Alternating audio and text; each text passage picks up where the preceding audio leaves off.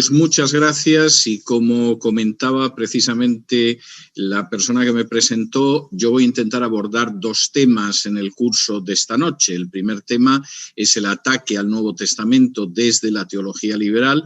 El segundo tema será la degeneración evangélica, que es un título que no he escogido yo para esta conferencia, pero que se corresponde a una serie de conferencias que di dentro del marco de un análisis de la teología contemporánea, que por cierto fue un seminario que también pronuncié en Perú hace ya algunos años.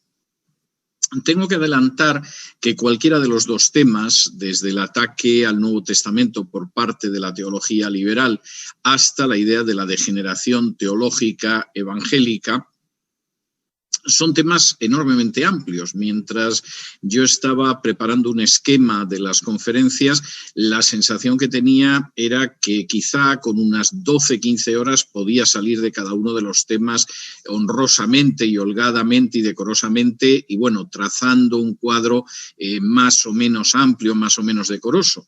Claro, intentar resumir esas entre 12 y 15 horas de exposición en 50-60 minutos es complicado. Forzosamente esto va a ser un vuelo de pájaro, pero además un vuelo supersónico. Van a quedar muchos cabos sueltos, pero al final de la segunda conferencia yo voy a intentar atar algunos de esos cabos con las preguntas que ustedes nos envíen y que yo intentaré responder. Y de esa manera vamos a intentar por lo menos que puedan ustedes identificar dónde está ese ataque liberal contra la teología del Nuevo Testamento, contra el Nuevo Testamento. Empecemos con ese tema, luego tendremos un pequeño descanso de 5 minutos y entraré en el segundo tema.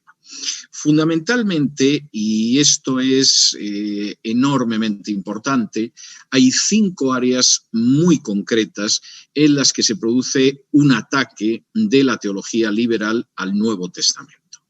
Esas áreas muy concretas son, en primer lugar, el texto griego del Nuevo Testamento, que se corrompe, se recorta y se adultera. Ese es un tema en el que no me voy a detener hoy porque es un tema muy extenso, pero en fin, si van ustedes a YouTube y ponen César Vidal y Westcott y Hort, les va a salir una conferencia de 2 horas sobre el tema. Yo aquí haré una pequeña referencia al final, pero no me puedo detener en ese tema. La segunda área en la que se produce ese ataque es el área relacionada con los evangelios. Buena parte de los ataques liberales al Nuevo Testamento se han centrado en Jesús y en los evangelios. Hay una tercera área que es la figura y la enseñanza de Pablo, y por cierto, en uno y otro caso, tanto al atacar los evangelios como al atacar a Pablo, lo que se va produciendo es la repetición de una serie de consignas, de frases, de ideas que uno está harto de ver en documentales, en medios de comunicación, en artículos de prensa, que han sido rebatidas desde hace más de 2 siglos, pero que de todas formas se repiten de una manera pesadísima. En cuarto lugar estarían aquellos ataques que están relacionados con la autoría de los libros del Nuevo Testamento. Y en quinto lugar, y esto es algo que ha ido variando con el paso del tiempo, pero que desde luego hoy en día se identifica mucho con lo que sería la teología queer o con la ideología de género, es la idea de cómo esa visión que se coloca por encima de la Biblia, pues al fin y a la postre acaba juzgando a la Biblia y decide lo que es bueno y lo que es malo por encima de lo que pueda decir la Biblia, en este caso el Nuevo Testamento. Vamos a entrar en todos estos aspectos que les acabo de enumerar. Como les comentaba antes, voy a dejar fuera, aunque si queda algo de espacio al final, pues haré alguna referencia a cómo se incluso adultera el texto del Nuevo Testamento en griego y a partir de ahí van apareciendo versiones de la Biblia totalmente inaceptables desde un punto de vista textual, porque parten de un texto corrompido del Nuevo Testamento, como es el caso de la Nueva Versión Internacional, de la versión popular, etcétera, etcétera, pero eso es un aspecto que de por sí sí que es amplio amplísimo que no se puede resumir en 2 pinceladas, al que me referiré un poco al final, pero les remito a las conferencias mías que pueden encontrar en mi canal de YouTube y que escribiendo Westcott y Hort o Nueva Versión Internacional y César Vidal aparece. Empecemos con los primeros ataques que se producen desde la teología liberal contra el Nuevo Testamento y en concreto contra los evangelios. La teología liberal, que recibía ese nombre de manera bastante incorrecta, pero que fue un nombre que los teólogos denominados liberales se apropiaron porque sonaba bien en una época en que el liberalismo era la alternativa a la tiranía, al despotismo, a las monarquías absolutas, y el hecho de ser un liberal, que por cierto es una de las palabras españolas que ha pasado a todas las lenguas. La palabra liberal es una palabra de origen español que surge en las Cortes de Cádiz de 1812 y que de ahí se expande por todo el mundo, y entonces los liberales son los que defienden sobre todo la libertad. Se parece muy poco a lo que se llama liberal ahora en Estados Unidos, pero era lo que significaba a inicios del siglo XIX. Hay un conjunto de teólogos que se apropian el término liberal para presentarse como aquella gente que es libre de lo que determina sus respectivas iglesias, sean las que sean, que se siente totalmente libre para analizar la Biblia y totalmente libre para sacar las consecuencias que quiera. Este es un punto de inicio ya muy delicado, porque en lugar de encontrarnos con un ser humano que se coloca por debajo de la palabra de Dios, que escucha la palabra de Dios y que intenta ver lo que la palabra de Dios le dice y vivir de acuerdo con ella, el teólogo liberal, por definición, se coloca por encima de la palabra de Dios y la somete a crítica. Incluso en algunos casos se denomina alta crítica, lo cual no deja de ser un tanto soberbio y un tanto prepotente la idea de que, bueno, existe una crítica, la pequeña crítica, por decirlo de alguna manera. Nosotros hacemos alta crítica, nosotros hacemos la crítica que se tiene que hacer, y es una crítica en la que nos colocamos por encima de la Biblia y decidimos que en la Biblia encontramos aquello que efectivamente nos parece. La crítica o la alta crítica de la Biblia comienza con el Antiguo Testamento y comienza en el momento en que un erudito alemán, que era un gran conocedor de las lenguas semíticas, pero un pésimo conocedor de la Biblia, que se llamaba Julius Wellhausen, decide estudiar el Antiguo Testamento, especialmente el Pentateuco, los 5 libros de la ley de Moisés, la Torá, y colocándose por encima llega a la conclusión de que Moisés no escribió en absoluto esos 5 libros y que en realidad lo que conocemos como Pentateuco es un recosido de distintas fuentes que se escribieron en diferentes momentos de la historia, que desde luego no tienen nada que ver con Moisés y que fueron muy posteriores a Moisés. En el momento en que esa tesis, primero iniciada por Graf y luego continuada por Wellhausen, empieza a extenderse, se hace popular, da lugar a una serie de seguidores, porque claro, eso de decir que el libro del Éxodo, por ejemplo, tenía varias fuentes, podía sonar bien. Luego poner de acuerdo a los que creen que hay varias fuentes en cuáles son las fuentes, en qué capítulos son las fuentes o en qué versículos pertenecen a cada fuente, eso es otro cantar. Y de hecho es casi imposible encontrar un autor que crea en eso que se denominó la hipótesis documentaria y que niegue la autoría de Moisés sobre el Pentateuco. Es muy difícil encontrar a 2 autores que coincidan. De hecho, ninguno coincide. Es decir, uno te dice que determinado pasaje pertenece a un documento, pero el otro no, y te puedes encontrar otro autor que mantiene esa perspectiva liberal. Todos coincidirán en que Moisés no escribió esos documentos, pero lo que no coinciden es a la hora de echar mano del bisturí y ir cortando los 5 libros de Moisés.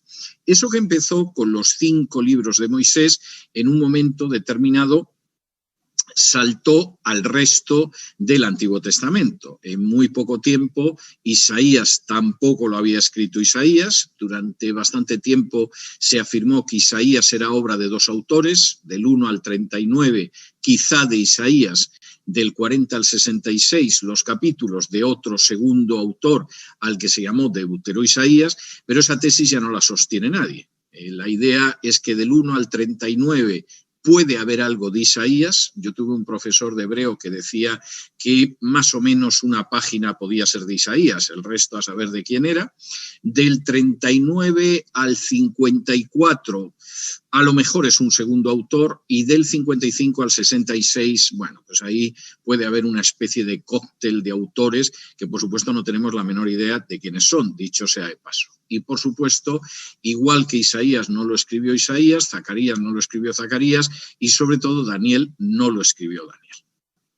No me puedo detener en los argumentos en este sentido, pero quisiera indicar que son argumentos en su mayoría ridículos, más que desmentidos por el estudio de los textos y sobre todo por el conocimiento de la historia, y que a pesar de eso hay gente que los sigue repitiendo por boca de ganso con un entusiasmo que lo único que pone de manifiesto es su inmensa ignorancia. Esta corriente, que empieza en el Antiguo Testamento, pues lógicamente tenía que saltar en algún momento al Nuevo Testamento. Uno empieza colocándose por encima de Moisés y de los profetas. Está cantado que en algún momento se va a colocar por encima del contenido del Nuevo Testamento. Y así en el siglo XIX empiezan a aparecer una serie de autores que escriben vidas de Jesús, que para encajar en la idea preconcebida que ellos tienen, pues bueno, cada Jesús es distinto, pero tienes que ir negando capítulos y capítulos de los 4 evangelios para que salga el retrato que tú quieres.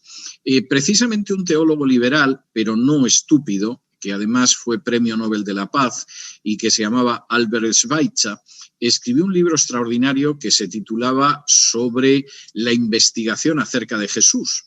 Y él mismo demostraba, y lo demostraba yo creo que con bastante honradez, que todas las biografías liberales que se habían escrito en el siglo XIX acerca de Jesús no nos presentaban a Jesús, nos presentaban al autor de la biografía.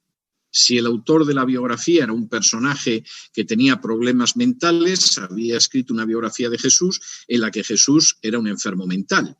Si el autor era un personaje inclinado al socialismo, el Jesús de su biografía era un protosocialista o un presocialista que lo que buscaba sobre todo era la emancipación de las clases oprimidas.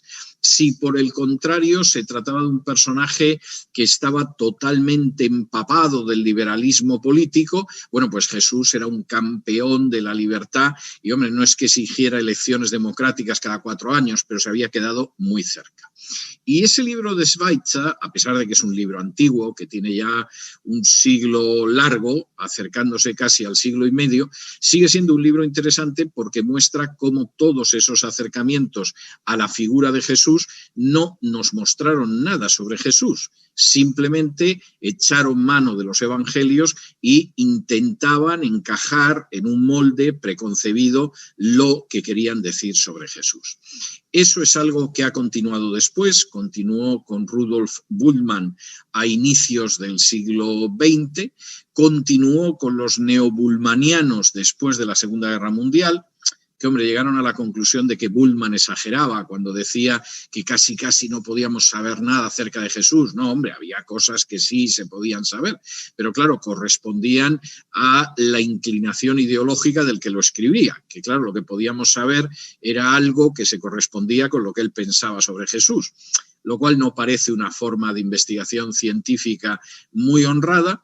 Continuó con la teología de la liberación en los años 60, 70 y todavía 80, donde Jesús se convirtió en el Cristo obrero que cantaban los de Palacahuina en la misa campesina nicaragüense y otras construcciones parecidas, y llega incluso al Jesus Seminar, al Seminario de Jesús en Estados Unidos en los años 80, donde un grupo de eruditos de bastante discutible formación, esto tengo que decirlo, porque además acabaron al final discutiendo entre ellos y sacando a la luz los trapos sucios los unos de los otros, pues eruditos de bastante discutible formación votaban a mano alzada qué era creíble y qué no era creíble en los evangelios. Y como partían de una perspectiva que era totalmente humana, pues los milagros no eran creíbles y la resurrección no era creíble y las apariciones de la resurrección no eran creíbles y buena parte de la enseñanza de Jesús pues tampoco era creíble. Lo cual Insisto, puede ser más o menos popular, pero es una forma absolutamente carente de honestidad a la hora de acercarse al texto de los evangelios y de acercarse al texto de los evangelios como una fuente histórica. ¿En qué se basaba esta teología liberal para hacer al final un auténtico destrozo en esas fuentes históricas que son los evangelios? Bueno, primero, en afirmar que los evangelios eran documentos muy tardíos y que, por lo tanto, estábamos a una distancia inmensa de Jesús y aquello a saber qué valor tenía. Durante el siglo XIX, todos los evangelios se ubicaron en el siglo II, incluso de manera tardía. A medida que fueron apareciendo manuscritos, hubo que llevárselos al siglo I, pero se ha procurado dejarlos lo más lejos posible de Jesús dentro del siglo I. Por supuesto, ese elemento tardío era un elemento que tenía, entre otras consecuencias, el hecho de que los evangelios no fueran fiables. Y en la medida en que eran tardíos y que no eran fiables, pues evidentemente los evangelios no nos transmiten una historia real y, por supuesto, tampoco pueden servir para marcar nuestra conducta. Esta visión de los evangelios es insostenible. Y me van a permitir ustedes que me tome unos pocos minutos para mostrar por qué es insostenible. Primero, en cuanto a la fecha de los evangelios son los documentos históricos más cercanos a la vida de un fundador de religiones. Por ejemplo, en el caso de Buda, que es un personaje enormemente interesante, con una enorme trascendencia, sobre todo en la historia de Oriente, la primera biografía que nosotros tenemos está a 400 años de distancia de Buda. Si las enseñanzas de Buda nos han llegado más o menos acertadas, más o menos fieles, es discutible, porque además el budismo se dividió en dos grandes grupos a la muerte de Buda, pero desde luego lo que sí podemos decir es que los episodios biográficos sobre Buda, la primera biografía que tenemos, estamos hablando en torno a 4 siglos, año arriba, año abajo. Si hablamos de Mahoma, nos encontramos con que la primera biografía de Mahoma está situada a 2 siglos de Mahoma. Eso es lo más cercano que conocemos de Mahoma. De hecho, alguien dirá, bueno, pero el Corán se escribió durante su vida. Sí, el Corán se escribió durante su vida, pero de hecho el Corán, por no mencionar, no menciona su nombre prácticamente, y los episodios que interpretamos que tienen que ver con la vida de Mahoma, los interpretamos así sobre la base de una primera biografía que es 2 siglos posterior a Mahoma. Entonces, sobre la base de esa biografía, a 2 siglos de distancia, de pronto llegamos a una de las suras, a uno de los capítulos del Corán, y con lo que nos encontramos es con que decimos, anda, pues mira, esta sura tiene que referirse a este episodio de la vida de Mahoma, parece que encaja aquí. Pero claro, esto es altamente conjetural, esto es altamente imaginativo, porque estamos intentando interpretar el Corán con una biografía que se escribió al menos 2 siglos después. Con los evangelios lo que sucede es algo totalmente distinto. Los evangelios están situados a una enorme cercanía de los hechos que relatan. Por ejemplo, en el caso de Mateo, Mateo, que algunos se empeñan en ubicar en torno al año 80, que claro, comparado con Buda y con Mahoma sería una enorme cercanía a la vida de Jesús, pero es que sabemos que Mateo es mucho más antiguo. El papiro más antiguo que tenemos de Mateo es el papiro Tide, que es un papiro que se suele ubicar entre el año 40 y el año 50 después de Cristo, es decir, entre 10 o 20 años después de la crucifixión de Jesús. Todo esto por el análisis paleográfico, es decir, el tipo de escritura con el que está escrito ese papiro nos dice que está entre el 40 y el 50, podría incluso estar entre los últimos años de los 30 del siglo I y como mucho en torno al año 50. Es decir, el Evangelio de Mateo no es que fuera escrito en el año 40 o 45, sino que ya en el año 40 o 45 circulaba por el Imperio Romano. Había sido escrito lógicamente antes. Y claro, es incluso como para ironizar y decir, bueno, pues si es así, La verdad es que da la sensación de que Mateo ya estaba tomando notas, ya estaba escribiendo apuntes mientras crucificaban a Jesús, porque su evangelio es muy cercano a esos hechos que relata en el evangelio. En el caso de Lucas, estamos hablando de un texto escrito a finales de los años 50. Como fecha límite estaría el año 62 después de Cristo. Hablamos a muy poquita distancia y además utilizando multitud de testigos oculares. Y lo sabemos por una sencilla razón, porque Lucas es la primera parte de un díptico literario que está formado por el Evangelio de Lucas y por los Hechos de los Apóstoles. De hecho, los dos libros están dirigidos a un amigo de Lucas, un conocido de Lucas, al que llama Teófilo, que en el Evangelio de Lucas le empieza a narrar la razón de la fe que tienen, por qué creen en Jesús, y en el libro de los Hechos, donde ya no utiliza un tratamiento de cortesía hacia Teófilo, sino que ya es una persona más cercana. Es posible que Teófilo se convirtiera después de leer el Evangelio de Lucas. En ese segundo libro, que son el libro de los Hechos, Lucas acaba su relato a final de los años 50. ¿Por qué decimos que como mucho el Evangelio pues tuvo que escribirse a finales de los 50, como mucho en el año 62? Pues muy sencillo, porque el libro de los Hechos concluye sin narrar una serie de episodios que Lucas hubiera narrado con toda seguridad. Es decir, Lucas, por supuesto, no narra la destrucción de Jerusalén en el año 70, y la hubiera narrado de haberse producido. No narra el inicio de la guerra contra Roma en el año 66 y la hubiera narrado, pero sobre todo no narra la muerte, el martirio de Santiago, el hermano de Jesús, que fue ejecutado en el año 62. Y Santiago aparece bastante en el libro de Lucas, en el libro de los Hechos. Lucas le da bastante importancia y, sin embargo, no nos dice absolutamente nada.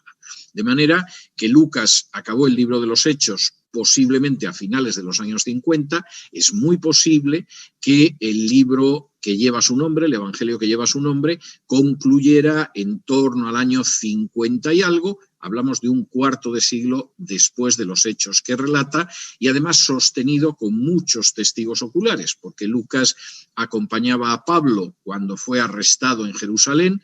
Pablo estuvo detenido en Cesarea 2 años y en esos 2 años Lucas se dedicó con bastante profusión a hablar con testigos oculares que explican por qué Lucas contiene mucho material que no aparece en los otros evangelios. De modo que en el caso de Lucas estamos hablando no de 200 años como Mahoma, no estamos hablando de 400 años como Buda, estamos hablando de un evangelio muy antiguo, 20-25 años después de la vida terrenal de Jesús.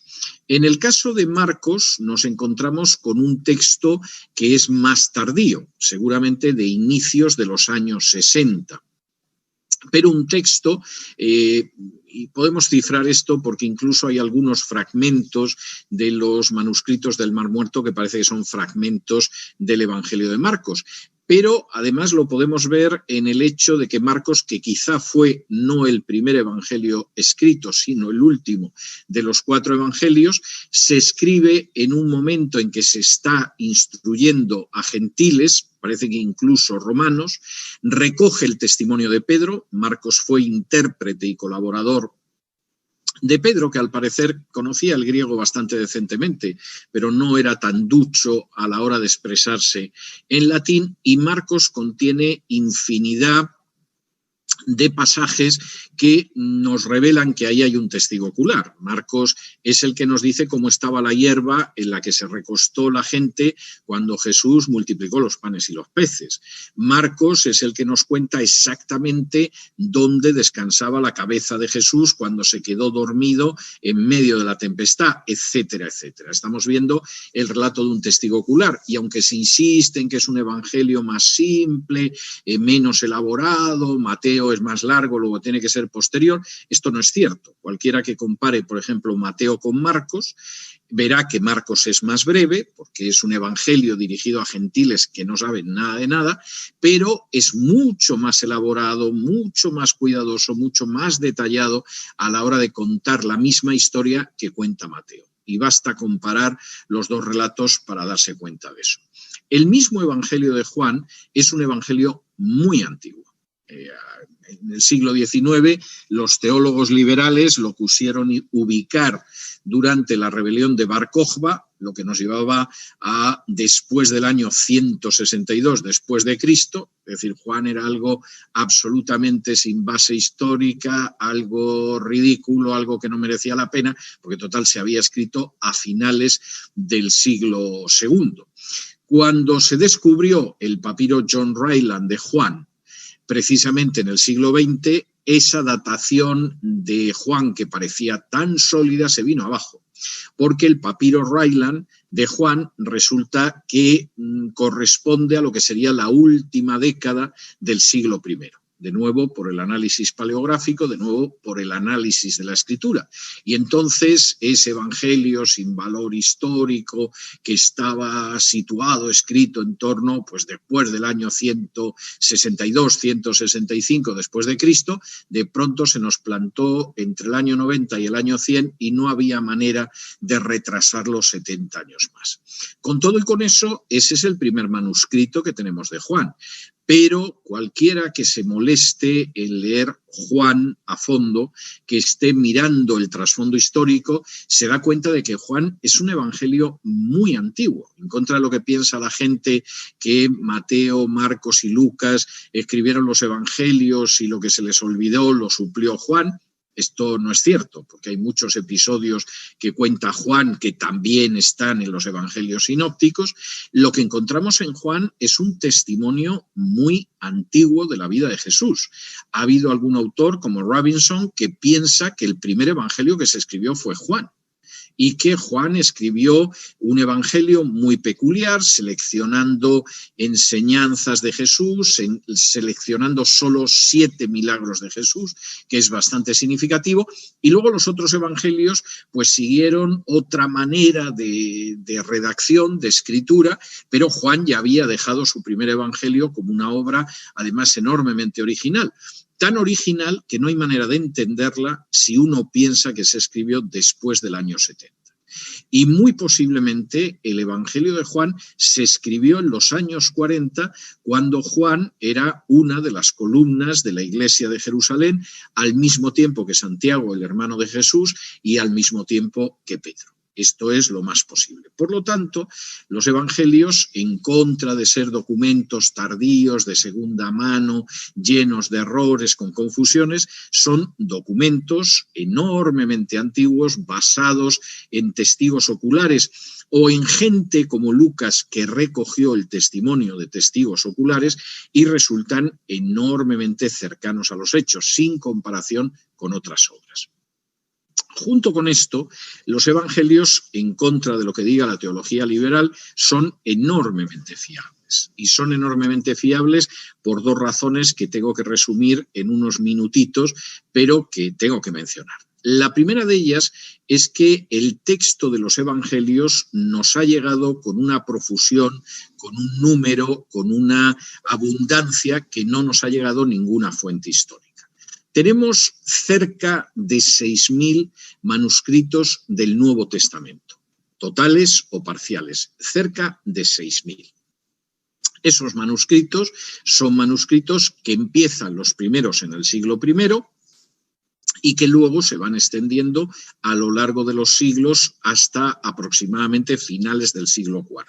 Después del siglo IV tenemos muchos más, pero estamos hablando de esos 3 primeros siglos largos de historia del cristianismo.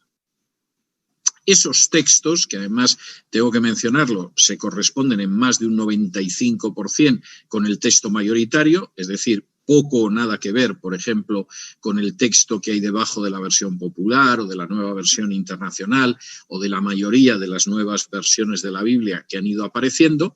Además, están, insisto en ello, muy cerca de la fecha de redacción. Alguno dirá, bueno, pero esto será lo normal. No, no es lo normal.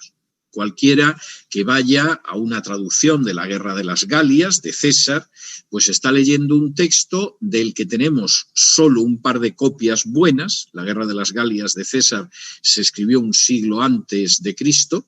Tenemos un par de copias buenas y esas dos copias buenas son del siglo IX y del siglo X. Es decir, estamos hablando de manuscritos que están a un milenio de distancia de lo que escribió César. Si nos vamos a la República de Platón, libro que sigue siendo interesantísimo, de uno de los filósofos griegos más brillantes, de uno de los grandes de la filosofía griega, bueno, los primeros textos que tenemos de la República de Platón, estamos hablando de siglo X, siglo XI. Platón vivió en el siglo V a.C. Es decir, la distancia entre un par de manuscritos más o menos aceptables de Platón, de la República, y cuando lo escribió Platón es prácticamente un milenio y medio y tenemos dos, no cerca de 6.000, como en el caso del Nuevo Testamento. Podría seguir multiplicando los ejemplos. Es más, muchas de las grandes obras históricas de la antigüedad ni siquiera nos han llegado completas. No tenemos completas, por desgracia, las historias de Tácito, no tenemos completas, por desgracia, las décadas de Tito Livio, lo cual es muy triste, porque a los que hemos pasado buena parte de nuestra vida dedicándonos a la historia antigua, esto nos deja con la idea que nos gustaría saber y como se ha perdido, no lo vamos a saber jamás. En el caso del Nuevo Testamento y de los Evangelios, tenemos cerca de 6.000 manuscritos, no un par de manuscritos, y además manuscritos que empiezan ya en el siglo I y que llegan hasta el siglo IV, no con un milenio o con milenio y medio de distancia. Junto con ese elemento de transmisión que garantiza la fiabilidad de lo que se narra, hay otro elemento que es la meticulosa exactitud que encontramos en los evangelios. Los evangelios no tienen anacronismos, es decir, no vemos cosas que no fueran de la época y que de pronto están metidas en la época. Yo recuerdo una película muy graciosa de Peter Sellers de los años 60. En España se llamaba El Guateque, era una película que se llamaba La Fiesta en inglés, ¿no?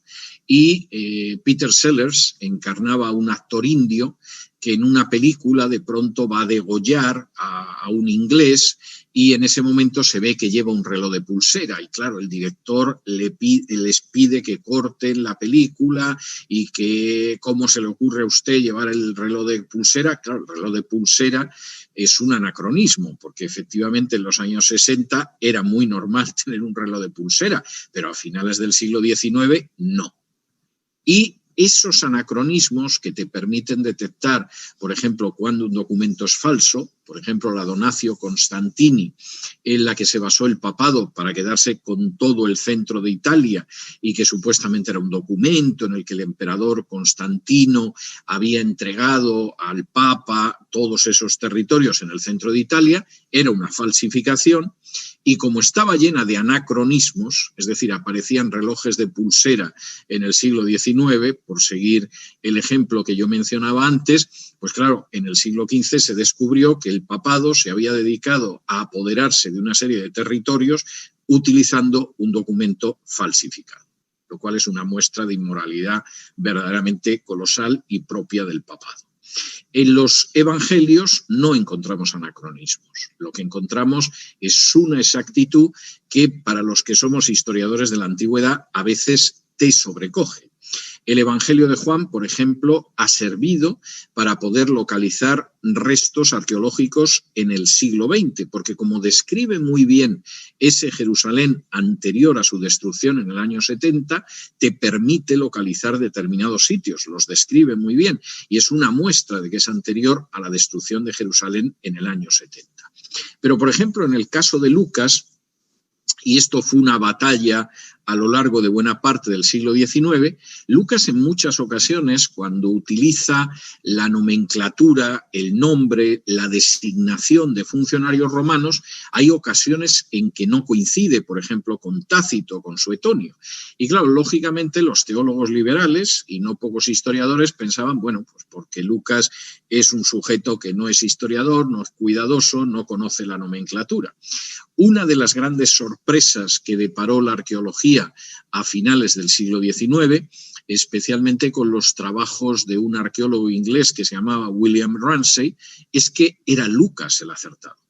Lucas era el que daba los nombres correctos de los funcionarios en el libro de los Hechos o en el Evangelio de Lucas, y los que se habían equivocado y habían sido descuidados, pues habían sido historiadores clásicos como Suetonio o como Tácito. Lucas era mucho más cuidadoso, Lucas era un personaje mucho más meticuloso a la hora de transmitir la historia.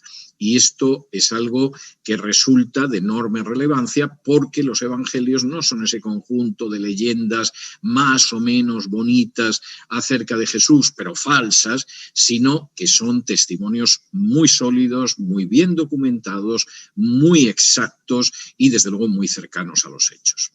Paso al segundo punto, que espero que no me ocupe lo mismo, porque entonces, a pesar de mi intento de que esta conferencia no dure las más o menos 15 horas que yo necesitaría para desarrollar el tema, me voy a acercar bastante. O sea, voy a intentar ir un poco más acelerado. Segundo punto de ataque contra Pablo. Pablo es un personaje al que es muy común encontrar en los programas de televisión, en los artículos de prensa, en reportajes, como el creador del cristianismo. Esta es una tesis vieja liberal. Jesús era un judío, jamás creyó en lo que creían los cristianos, era un predicador de la cercanía del reino de Dios, pero nada más, pero Pablo se lo inventó todo.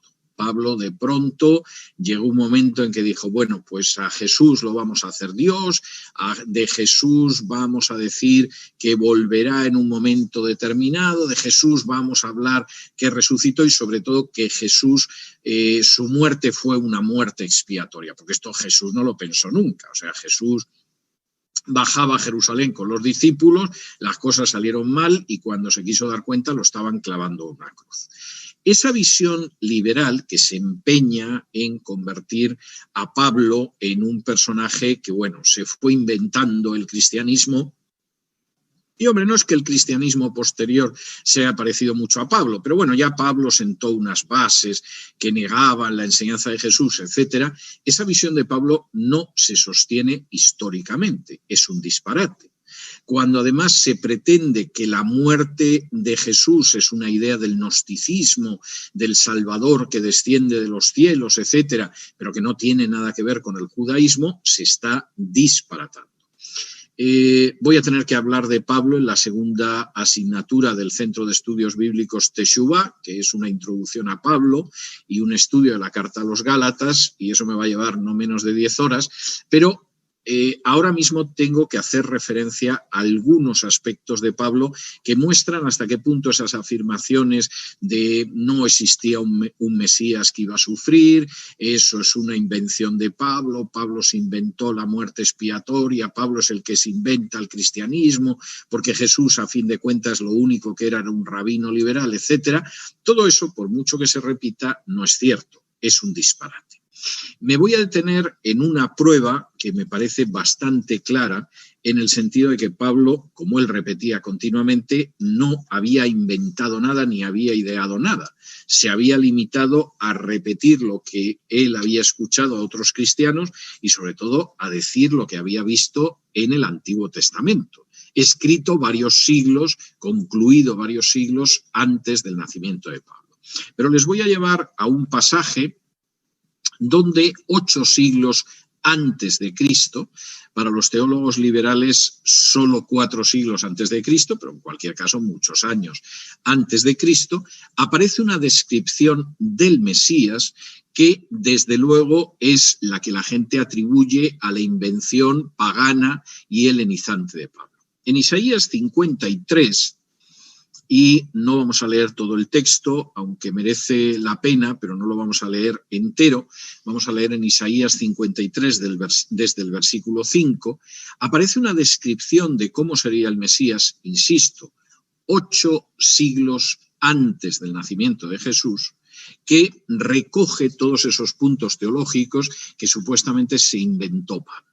Dice así en Isaías capítulo 53 y versículo 5 en adelante. Mas él fue herido por nuestras rebeliones, molido por nuestros pecados, el castigo de nuestra paz fue sobre él y por su llaga fuimos nosotros curados. Todos nosotros nos descarriamos como ovejas, cada cual se apartó por su camino, mas Jehová cargó en él el pecado de todos nosotros. Angustiado él y afligido, no abrió su boca. Como cordero fue llevado al matadero y como oveja delante de sus trasquiladores enmudeció y no abrió su boca. Por cárcel y por juicio fue quitado y su generación, ¿quién la contará? Porque fue cortado de la tierra de los vivientes y por la rebelión de mi pueblo fue herido. Y se dispuso con los impíos su sepultura, mas con los ricos fue en su muerte, aunque nunca hizo maldad ni hubo engaño en su boca. Con todo eso, Jehová quiso quebrantarlo, sujetándolo a padecimiento. Cuando haya puesto su vida en expiación por el pecado, verá linaje, vivirá por largos días y la voluntad de Jehová será en su mano prosperada. La descripción que aparece aquí del Mesías siervo es muy clara. Claro que existe una idea totalmente judía de un Mesías que va a morir por el pueblo. Las referencias a nuestras transgresiones, nuestros pecados, etcétera, el precio de nuestra paz, la expiación de nuestros pecados, aparecen en este texto 8 siglos anterior al nacimiento de Jesús. Pablo no inventó la idea de la muerte expiatoria del Mesías, estaba en este texto y en otros del Antiguo Testamento. Pablo no inventó la idea de la resurrección, como dice aquí en Isaías 53, cuando haya puesto su vida, volverá a haber vida. Es decir, después de dar su vida en expiación por los pecados, el Mesías volvería a la vida.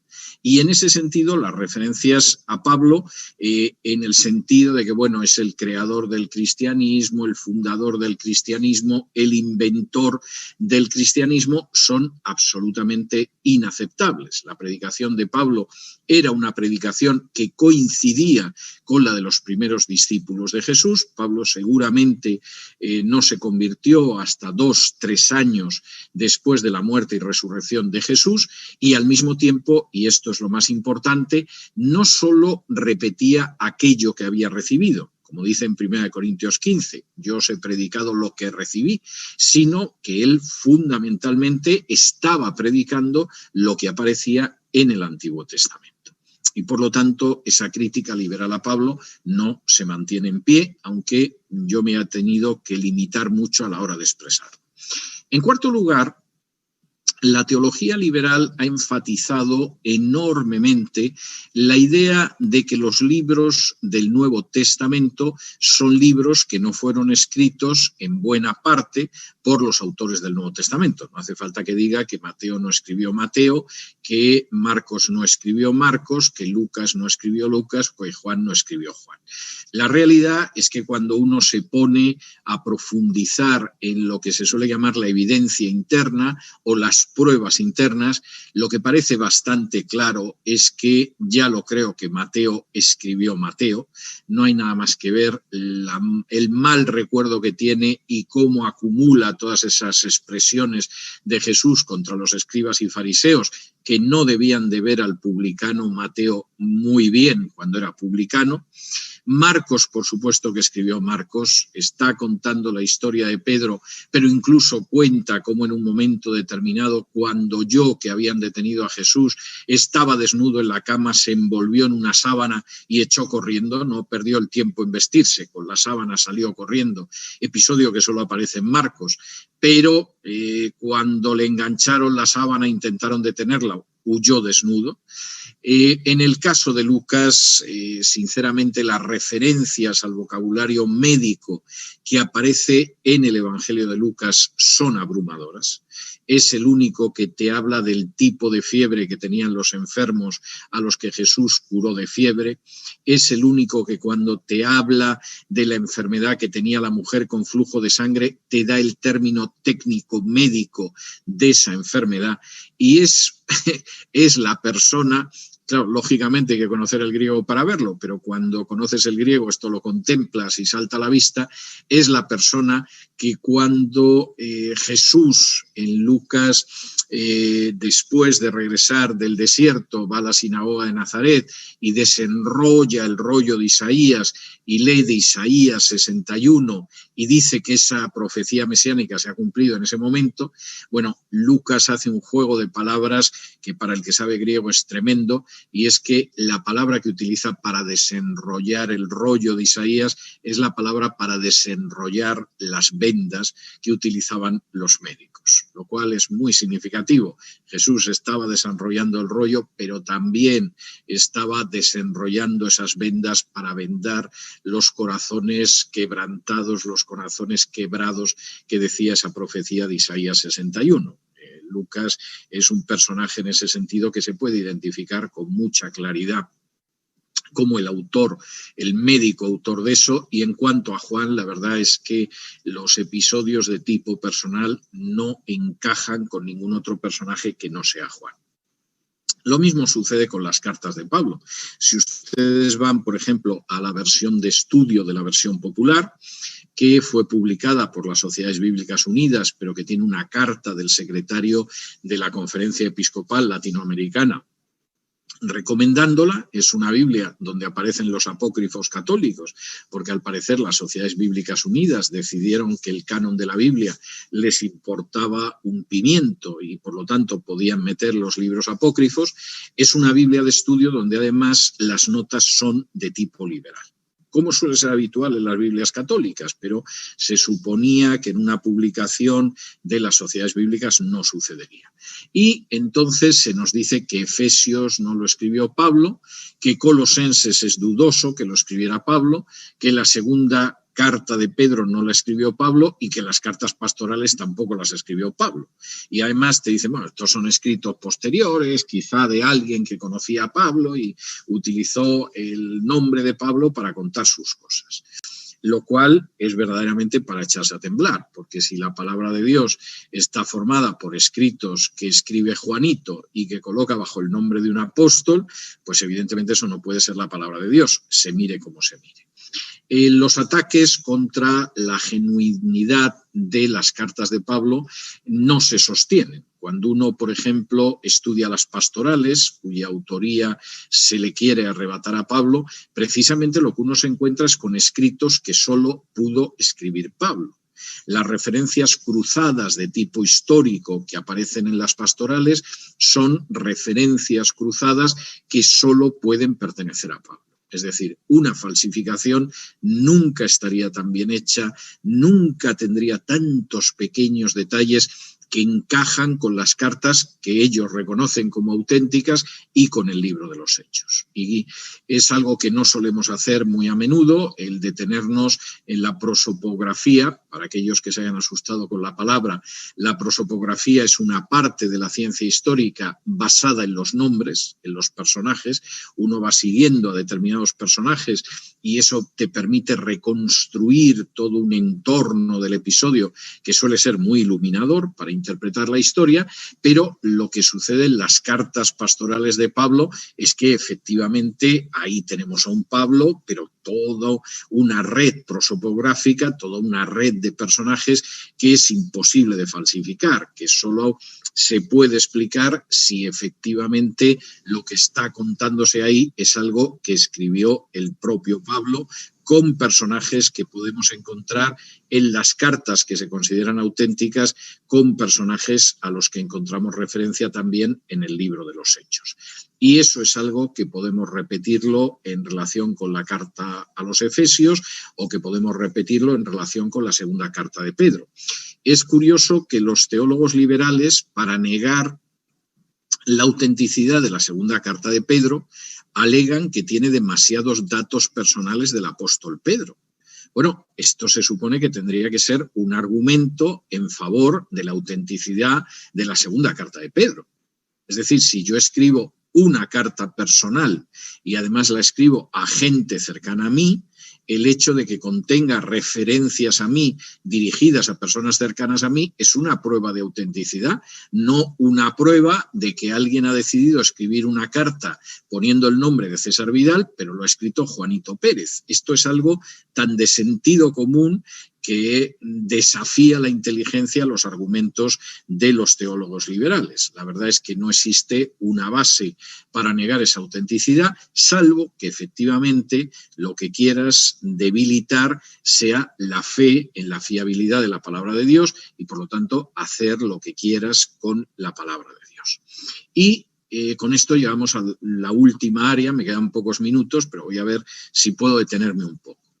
La teología liberal no solamente ha tomado el texto griego del Nuevo Testamento, lo ha adulterado, lo ha mutilado, ha cargado contra él de manera vergonzosa y ha creado un texto, primero de Westcott y Hort, y luego de Nestlé, Metzger, Allan, etcétera, que es la base de la mayoría de las traducciones más cercanas, más modernas de la Biblia. No solamente ha cargado contra los evangelios de una manera que no se hace con ninguna fuente en la antigüedad, porque sería un disparate, no solamente ha inventado mitos y falsedades acerca de Pablo que no resisten el más mínimo análisis de tipo histórico, no solamente se ha dedicado a negar la autoría de una serie de escritos del Nuevo Testamento, que precisamente cuando uno los lee, lo que percibe es su enorme autenticidad, no que aquello sea una falsedad ni algo que se elabora, aunque sea porque efectivamente en la antigüedad, claro que hubo muchos escritos pseudoepigráficos, muchos escritos de autor falso y son muy fáciles de detectar. Siempre hay anacronismos, siempre hay inexactitudes, algo que no aparece en los escritos del Nuevo Testamento, sino que además ha terminado construyendo una base para que uno pueda utilizar la Biblia como uno quiere, salvo para someterse a la Biblia y actuar de acuerdo a sus enseñanzas.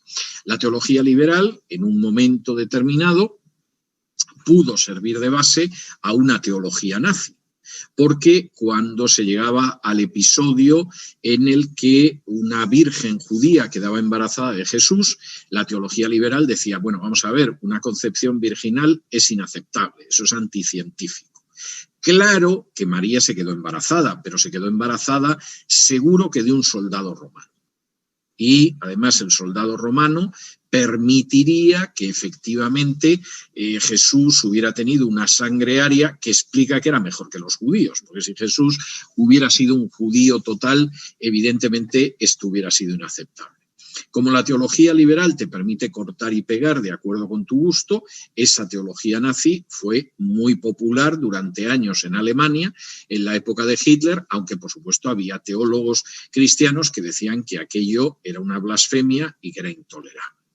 Esa teología liberal, en un momento determinado, permite crear la teología de la liberación y tú te dedicas a predicar el socialismo y a hacer teología de la liberación que según dos de sus teólogos más importantes, Leonardo Boff y su hermano Clovis Boff, en un libro que merece la pena leer todavía, que se titula Cómo hacer teología de la liberación, dejan claramente establecido que en última instancia la teología de la liberación es una lectura de la Biblia desde el marxismo. Y como la Biblia no hay manera de encajarla en un molde marxista, pues lo que no encaja lo recortamos y punto. Y entonces, evidentemente, ahí tenemos el Cristo obrero o tenemos el Cristo que solamente pensaba en la revolución, etcétera, etcétera. Es mentira. Cualquiera que lea los evangelios ve que es imposible, además, unir a Jesús la idea de la violencia armada. Pero, en cualquiera de los casos, esa teología liberal nos permite cortar lo que no nos gusta, imaginar sobre lo que queremos y al final llegar a donde teníamos decidido que íbamos a llegar y no pasa nada. Y por supuesto, esa teología liberal en el día de hoy es uno de los sustentos de la ideología de género, de lo que se denomina la teología queer, que es una teología específicamente diseñada para mantener las tesis de la ideología de género.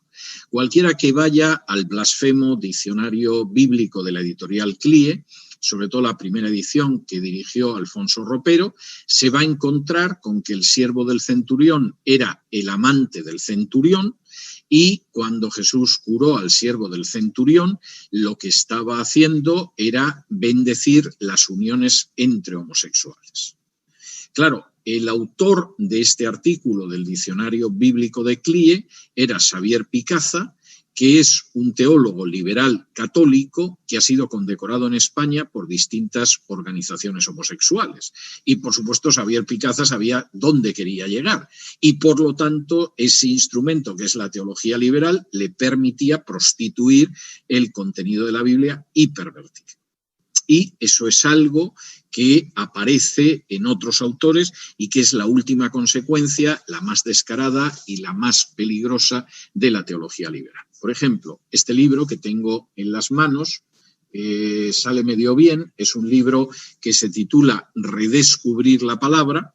Su autor se llama Máximo García Ruiz, lo ha editado, como no, la editorial CLIE, y es un libro que pretende de manera muy clara que la Biblia está llena de mitos. Hay multitud de cosas en la Biblia que no solamente es que son falsas y que son míticas, sino que además se da la circunstancia de que esas cosas que aparecen hasta son feas y malas. Ya no es que sean falsas, que lo son. No es que sean mitos y cuentos de viejas, que también lo son. Es que además se da la circunstancia de que es un tipo de afirmaciones, las que aparecen ahí, que efectivamente son intolerables porque cualquier persona civilizada de inicios del siglo XXI pues no puede creer esas cosas. ¿Cómo vamos a mantener la moral sexual de la Biblia? Si es obvio que la Biblia tiene mitos, tiene partes que son falsas, tiene otras que son bonitas, ¿no? Pero tiene muchas partes que son falsas y por lo tanto nosotros podemos cambiar la enseñanza de la Biblia según nos apetece. Y por terminar de hacer una referencia a esa teología liberal que viene además de tiempos de atrás, cualquiera que lea, por ejemplo, este libro de Samuel Pagán, director del Comité de Traducción de la Nueva Versión Internacional, libro dedicado a los profetas, editado, por supuesto, por la editorial CLIE, se va a enterar de que Isaías no lo escribió Isaías, se va a enterar de que Moisés no escribió el Pentateuco y se va a enterar de que Zacarías no lo escribió Zacarías. En el caso de su libro sobre el Pentateuco, también de Samuel Pagán, también editado por CLIE, además queda muy claro que Moisés no escribió los libros de la ley. Eso es una falsedad, nos lo hemos creído. El problema de lo que dice Pagán no solo es que demuestra una ignorancia histórica verdaderamente lamentable, dan ganas de romper a llorar. El problema es que está acusando de ignorante o de malvado embustero a Jesús y a sus apóstoles. Porque, por supuesto, que Jesús enseñó que Moisés había escrito el Pentateuco, y que Daniel había escrito Daniel, y que Isaías había escrito Isaías, y lo mismo los apóstoles. Y de pronto un personaje que apenas sabe mal copiar la teología liberal, como Samuel Pagán, se dedica a decirnos que eso no es cierto. Nos enseña que las enseñanzas de Jesús comprendidas en el Nuevo Testamento son mentira. Jesús era un embustero o era tan ignorante que pretendía que era verdad que Moisés hubiera escrito el Pentateuco, que Daniel hubiera escrito Daniel o que Isaías hubiera escrito Isaías. Pero menos mal que está Pagán para sacarnos de las tinieblas en que estábamos sumidos porque creíamos las palabras de Jesús en vez de creer lo que dice Samuel Pagán. Por concluir, porque me quedan un par de minutos y tengo que cerrar este vuelo muy raudo y muy veloz a altura de pájaro. La teología liberal es puro veneno espiritual. Intentar pensar que esto es simplemente una opinión distinta, como uno puede tener opiniones distintas sobre el milenio, sobre un pasaje oscuro de la Escritura, etcétera, etcétera, es no comprender lo que es la teología liberal. La teología liberal es un veneno espiritual. Niega el hecho de que la Biblia sea fiable.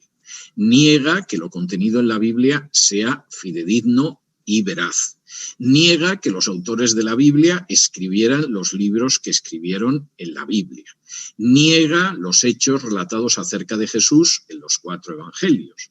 Niega que Pablo, a fin de cuentas, fue un apóstol, no el inventor de una nueva religión ni un personaje que pensó en cosas nuevas basándose en el paganismo y en el gnosticismo. Eso es absolutamente mentira y fácilmente demostrable. Y lo que es peor, no solo niega verdades absolutamente esenciales, sino que se permite la diabólica maniobra de colocarse por encima de la palabra de Dios y, como si fueran dioses, decir lo que es lo bueno y lo malo. Cuando uno reflexiona a fondo en el contenido de la teología liberal, ataque el Antiguo o el Nuevo Testamento, lo que encontramos es un conjunto de personas que con verdadero entusiasmo, a veces con encarnizamiento, han aceptado la consigna de Satanás en el Edén. Lo que tienes que hacer es colocarte por encima de lo que Dios ha dicho. Lo que Dios ha dicho no es verdad. Y tú, si efectivamente lo desobedeces, podrás distinguir el bien del mal y serás como Dios. Y efectivamente, en estos autores lo que encontramos es esa conducta absolutamente satánica. La de la gente que se coloca por encima de los mandatos de Dios, la de la gente que se coloca por encima de lo que aparece en la palabra de Dios, la de la gente que se permite decir esto no es verdad, aunque lo haya dicho Dios, y la de la gente que en última instancia al actuar así se coloca en el lugar de Dios, aunque en realidad lo único que hacen es envenenarse espiritualmente a sí mismos y envenenar espiritualmente a los ignorantes. Voy a concluir aquí esta exposición, tendremos un tiempo para preguntas después de la segunda exposición, pero ahora vamos a tomar 5 minutos de descanso y en 5 minutos creo que regresamos.